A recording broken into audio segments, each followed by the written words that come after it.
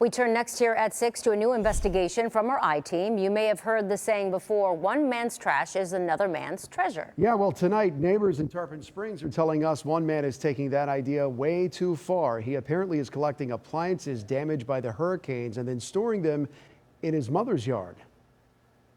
I had planned to retire here, and now I'm rethinking it. I put all this money in and I may sell.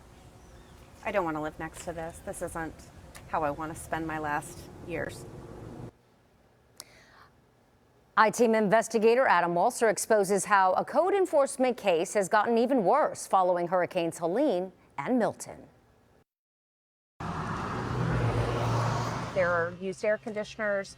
There are, 6, 7 appliances. Denise Ramirez says an appliance graveyard sprang up next door or after back-to-back hurricanes. They're full of salt water. They can't really be repaired. He's certain he's going to make something out of them, but he doesn't. She's talking about Steve Kaufman, who describes himself as a contractor even though he doesn't have a state license.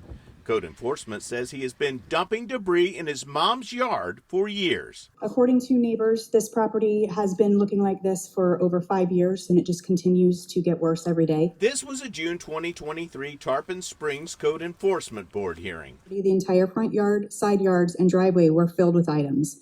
There are multiple piles and pieces of large wooden posts, beams, railroad ties, and plywood, a couch, a love seat, mattresses on a trailer.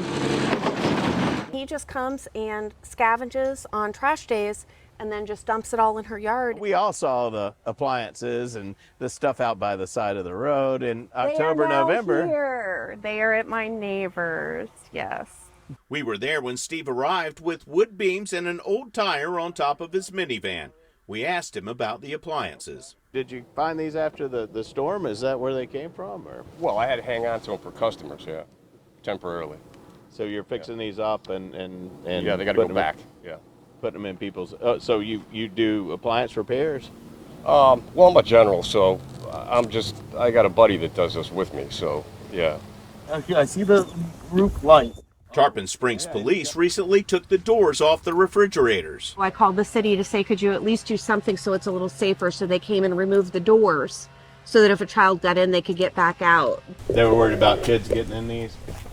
I don't understand why. There's no locks on these things or anything. Kaufman's yard has disabled vehicles, lawnmowers, bicycles, bins of DVDs, wood, and wet drywall. Rotten drywall with mold is going to be converted to what exactly? There are even old mattresses. You can see they're all moldy. Who's going to sleep on that, you know? A raccoon, maybe?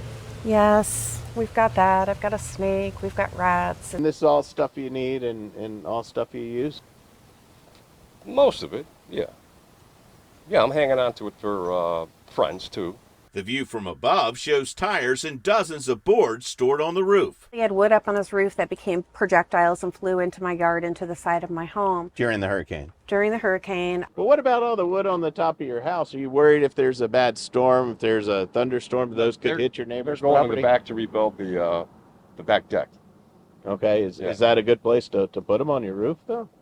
Well, no, but there was a temporary storage. That repair apparently planned for years. Just stacking it up in different piles and stacking it in the backyard does not bring it into compliance. Well, we were trying to get it into the backyard to do some repairs on the back of the house.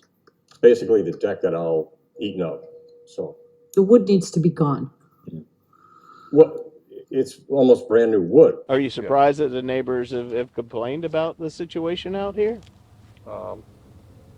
Well, it's all temporary, so. It looks like it's been going on since like 2023, right? No. No? No, it was we had it all clean. The City Code Enforcement Board disagrees. The fine just continues to run until an affidavit of compliance is filed by the city. The city has fined Kaufman's mother, Dolores Kaufman, the property owner, $125 a day since August of 2023. After Kaufman refused to allow code enforcement officers to inspect his backyard. I wasn't granted access to check that because there's too many valuables. Then they wanted to come by and check out the back. Yeah. So, the city's wanting to check it out. Yeah, but I told them, the owner he's got too much valuable stuff. They don't want anybody back in there. That stuff includes a boat filled with holes and an old van. We talked to Dolores Kaufman about the situation. Are you familiar that they're fining you $125 a day? Yes, I know about that. What do you think? Is it you gonna be able to resolve this situation? Do you think? No, I don't have any idea how it would get resolved. That fine now approaching $75,000. Do you feel like that you're going to be able to have this cleaned up before the city takes any more action here? Sure. Oh, yeah. Okay. Yeah, definitely. I own the house, but I can't do anything other than have him Sure. get rid of it. He's the one who brings it all in, not me. Tarpon Springs Police Major Tareen Mathis is the spokesperson for code enforcement. It's a hard challenge due to the fact that, you know, the state law only allows us to do so much. And the neighbors have been pretty critical. They said, we've been promised that this is going to get cleaned up, and it hasn't happened. I understand that, and I just ask that they continue to work with us and let us do the right thing and let us do it the proper way. How far out do you feel like that may be? I don't have a timeline for you today about how long that would take. We're working on it. I'm hoping that if you shine a little light on it, maybe there'll be some pressure. If it were a county commissioner living next door, I guarantee you that this would have been cleaned up quite a long time ago. We'll stay on top of the situation and let you know what happens. I'm I-Team investigator Adam Walser with photojournalist Matt McGlashan, taking action for you. Adam, thank you. Meanwhile, I-Team investigator Adam Walser covers a variety of issues, including property rights, and you can get in touch with him directly at 813-354-2928. We have that number there on your screen. You see it. But if it's easier, you can also email him at adam@abcactionnews.com.